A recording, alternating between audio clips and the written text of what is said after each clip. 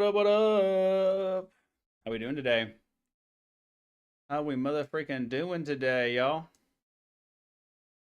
Everything's set up so I can see what I need to see here.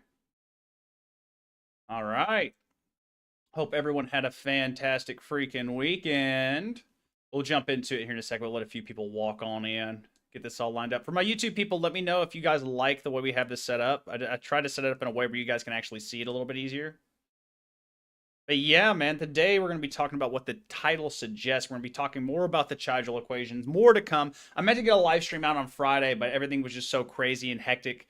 Getting jujitsu back started and everything like that. So was really more focused on that. But we're back to attack. We're going to go ahead and give you guys some knowledge on the Chigel equation, my book. I still need to make a paper book copy. I know a lot of you guys have been asking if I'm planning on making like a hard book copy, if I plan on making like a physical copy. Yes, I do.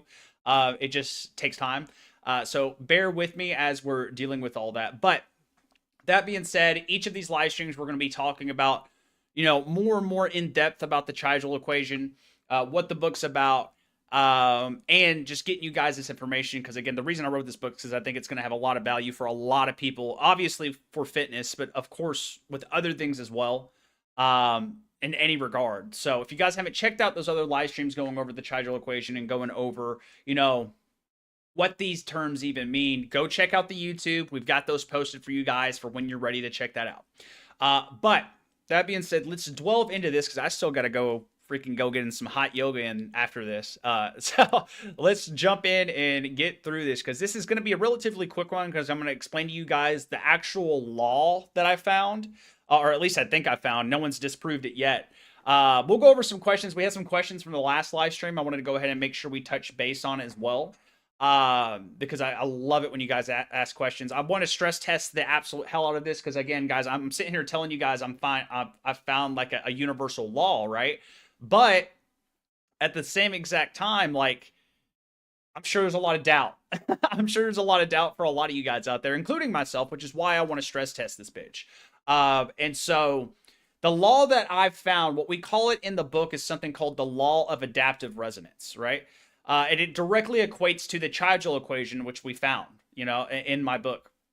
And so if you guys haven't been watching the live streams, we'll go over the Chigel equation real quick. But the Chigel equation, which the book is what the book is all about, I meant to highlight that, but I guess it's not going to let me, is essentially adaptation equals resonance, time constraint divided by energy. And so where does this whole universal law even come from this? Well, it basically comes from this equation, guys. I'll go ahead and give you guys I'll say what the law really means. Obviously, it's right here. But I'll also tell you guys how I came about to actually just figuring this out, because it was a mind-blowing moment where I literally was sitting there looking at my screen going, oh my god, I just found something. And so this is the law, guys. This is the law of adaptive resonance. The law of adaptive resonance, based off of the Chigel equation, basically states that all systems evolve by riding waves of resonance constrained by pressure, empowered by energy. This process is constant and unavoidable. You cannot avoid this no matter what you try, right? And so I'll tell you guys the story of what was happening. I was working on the book, the actual book, you guys see the book on screen. I was working on this book, and at the time, I was just really at the foundational levels of this. I was just finding the Chigel equation. I think this was literally the night after I had found the Chigel equation, which is this right here.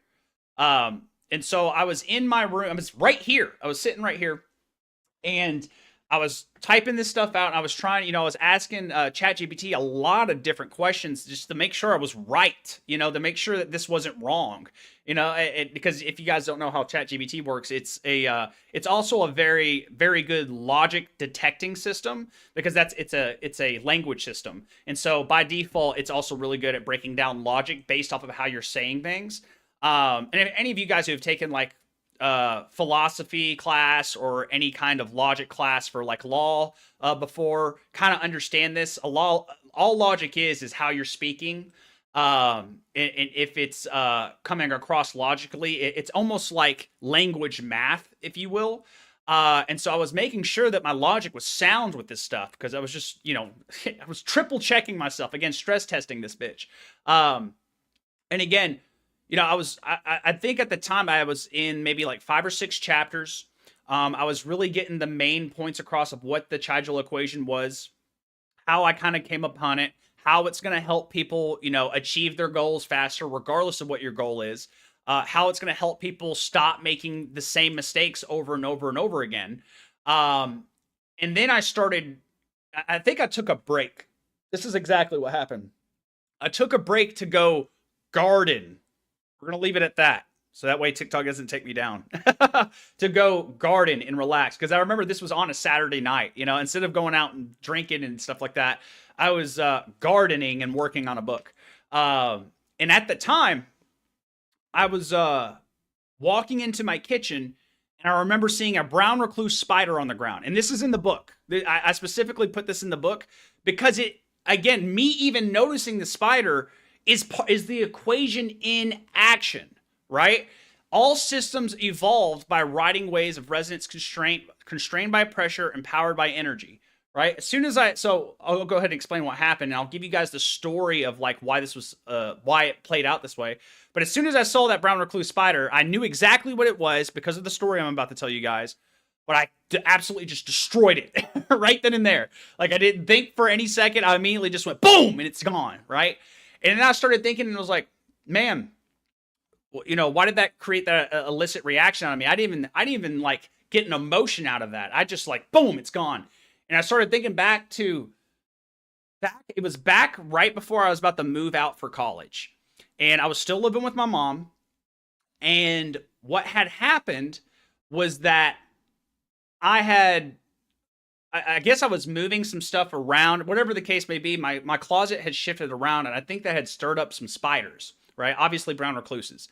And so whenever I was laying down at night, and this was the last like 3 nights I was living at my mom's house before I moved off to college to go live with my buddies. There was 3 nights in a row where like on the first night, a brown recluse spider, I was laying on my bed, a brown recluse spider crawled across my chest or crawled across my arm. Or something like that. And I remember freaking the hell out because this brown recluse spider like crawled across me, and I just immediately started punching it out. Gone. Bit the dust, right? The next night, I saw another brown recluse spider crawl across my chest. So it's like increasingly like, it's not the same spider. I remember destroying this spider every single time, right? But the thing about it was that like it just kept happening. Right? It just kept happening night after night. Crawled across my chest. I didn't freak out as much when it crawled across my chest, but I still killed it, right? The third night, I'm not kidding when I say this. It crawled on my fucking face. Dude, when I say I freaked out internally. But what was weird, this is why it sticks out in my head. It had already happened like 3 times. Maybe not on my face, but the spider crawled on me already like multiple times. So at that point, I let it crawl off me. I calmly turned around and I smacked it dead. I didn't freak out like I did the first major times. And then here I am, we'll count it literally like 10 years later, staring at a dead spider in my kitchen, right? And then I started thinking about the Chigel equation. All systems evolve by riding waves of resonance. This is the key part. Me and that spider became entangled, right? And what I mean by that is that our experiences through life directly influenced each other. I saw that spider, it saw me, we interacted. And then we adapted. We were constrained through pressure. I saw that spider and I was like, okay, the pressure's on. I got to kill that spider. That spider saw me and said, okay, the pressure's on. I got to get away from this human. And I overpowered it. I had way more energy. I was way bigger, right? I had way more resonance from having killed spiders in the past, which also tied into my system.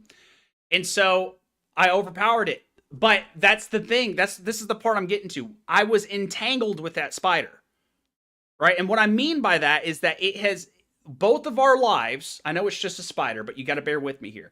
Both of our lives impacted each other, even on small degree. right? And that's part of what this equation's all about. We are all entangled with each other.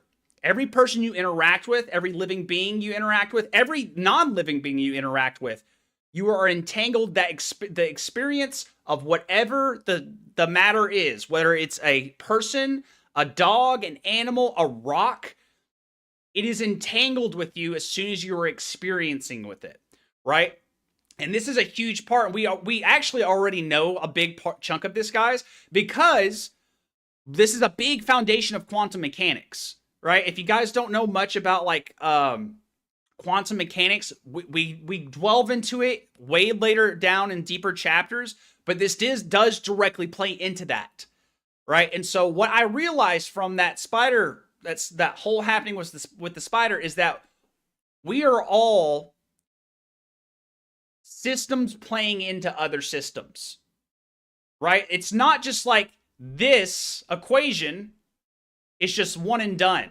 No, it feeds into other equations, right? My reaction to that spider fed into the equation of the spider, and it became extinct, right? But that being said, it's also going to affect, it still has resonance. So it's also going to affect other spiders in the future, because guess what? Based on that experience, I'm probably still going to smack another spider recluse if I see another one based off of that experience. We are systems feeding into other systems. Just like, we don't think about this, but this is essentially the butterfly effect. You guys know anything about the butterfly effect? This is essentially it. We all tie into each other if we experience each other, right? This is what the law of adaptive resonance is all about, guys. This is what it's all about. And the reason it's unavoidable, this process is unavoidable and constant, is because of this right here. And this is what someone brought up in the comments. We did a live stream on this last week. Because if A, C, or E in the equation equals 0, the equation crumbles. The equation doesn't work, right? So for example, we'll go back down to here. You know, if we plug in 0 for R, 0 times C equals 0. It doesn't matter what you multiply it, but it doesn't matter what C is. It's still going to be 0. Divided by, doesn't matter. Your 0 divided by whatever, it's going to be 0, right? And so, same thing here, because it's still the same equation, basically, A equals 0, right? So the adaptation, which is what A equals, means that you cannot continue on forward, right? Now, someone commented this last time when we talked about this in the last live stream. You can't divide by 0. You absolutely can't. That's the point. What is, if we were to divide by 0 on this equation, where would that be? That would be energy. Think about that logically for a second here, guys. You can't do anything without energy. You can't create action without energy, no matter what kind of, this is like one of the main laws of thermodynamics, right? Like, you have to have energy to make any action possible. So it completely makes sense that you can't divide by 0 here, because you can't create an action without energy. So that means that this is impossible. Impossible. Can't happen. Do you see what I'm saying? This is where the logic ties into place for the law of adaptive resonance. Okay? This is where it all comes from. This is where it all stems from. This is why, as far as I can tell, it hasn't been broken. I haven't had anyone who I've shown this to, or anyone, even in the comments so far with you guys, been able to break this. This is as far as we know it, is a universal law. And when I mean universal, I literally mean universal. You know, when we talk about universal laws, a lot of times, we say universal, we don't mean universal across all domains. This law, as far as I found it, is universal across all domains. There's not one place where this equation breaks, okay? And so that being said, this is something we have to pay very much attention to, because if it works for every domain, that means it probably works in a domain that you know more about, probably even more than me about. Right? But that means just because I created the equation doesn't mean that you won't be able to use this equation on your own.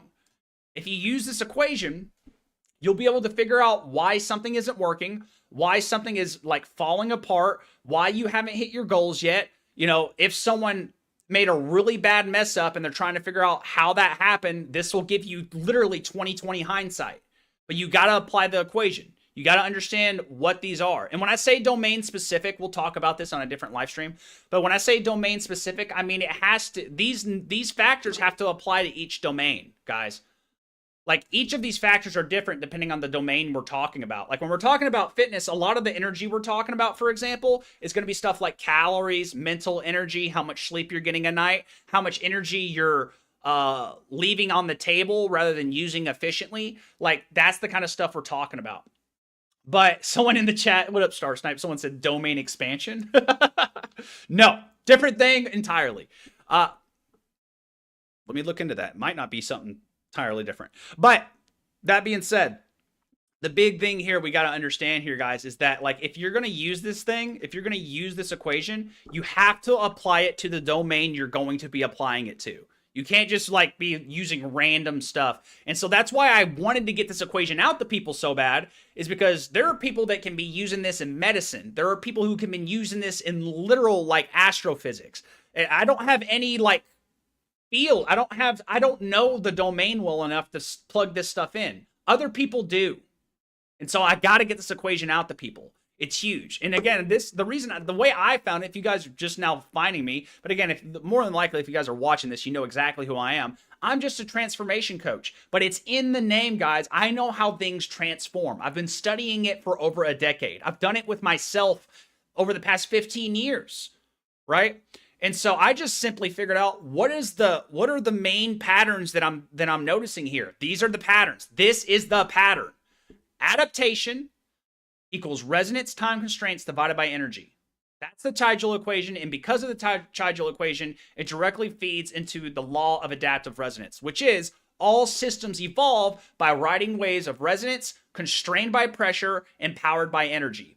And guys, for example, you guys have ever seen the shape of a spiral before, right? If we go ahead and make the shape of a spiral real quick, do it off to here. Boom, boom, boom, right? Got a spiral kind of going on. Resonance, something that's holding this together, right? It's what's keeping the spiral from doing this, right? It's not just resonance. Resonance is just part of it. It's really it's really just it keeps the spiral moving in any direction. That's resonance. That's how in sync you are, right? What keeps the equation from doing something like this, or what keeps the spiral from doing something like this, is constraint, because constraint bends you. It constrains you. It turns you in and folds you over into the next loop. And energy is what's sustaining this. This is why the spiral is such a very special shape in every scientific way you can think of. Because a spiral is a direct representation of the Chigel equation. That is why there's a spiral on the cover, by the way, guys. If you guys were wondering, like, why the hell is there like a galaxy? There's a reason. There's also a reason why you see spirals everywhere, guys. It's based off of this. It's based off of literally A equals C, or A equals R times C divided by E. Constraints what holds it together. This explains tornadoes. This explains the spiral of our galaxy. It explains literally everything. It explains why everything adapts the way it does. And everything's adapting constantly. Constantly. Even me right now, the light from that lamp I've got over there is hitting my skin, and it's adapting my skin. It's changing my skin. When the sunlight from the sun hits your skin, it creates this response that makes your body produce literal vitamin D. You are constantly adapting to the system that you're being provided to. And not only that, you are feeding into other systems. You are adapting from systems, and you are feeding into other systems. That's what's so crazy about this. Now, we've gotten the major bulk of the basic information out of the way. Now I can start, as far as the live streams moving forward, we can start kind of going into the niches of this, because I've very much broken this down into a lot of different quadrants in the book. You know, we talk about astrophysics. We talk about the pyramids. We talk about, I literally just brought it up earlier, quantum mechanics. We talk about so many different fields that it's going to seem very strange if you guys read this book that this came from a personal trainer. It is. It's going to be like, who the fuck's this guy? But that's why I need to get this information out there. I'm literally going to be sending copies of this to a lot of different people just to get the reaction, see what they think about it. And a lot of these people being like philosophers, scientists, stuff like that. So if you guys know people in that field, or you have like a favorite influencer that is in the field of like science, philosophy, whatever have you, you know, make sure you send this their way. I need input here, guys. I listen, if you think this is wrong, tell me how it's wrong. I need to know. I want to know. Like, I'm stress testing that's part of why I'm doing these live streams. I'm stress testing the absolute shit out of it. And I've already stress tested as much as I can by myself. I need other people. Okay. So, like, if you see anything wrong with this, let me know. But as far as, like, for example, as far as AI is concerned, I've stress tested this through AI. They cannot find anything valuable about it. As far as logic's concerned, it seems to be right on point. So you guys let me know. But that's all we got for the day. It has to be a quick one because I've got to get the hell out of here and go get my next workout in.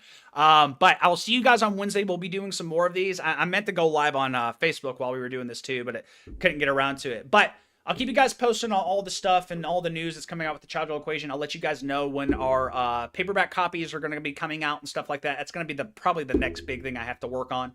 I'm trying to maybe get that out this week, but we'll see what happens. But I'll see you guys in the next one.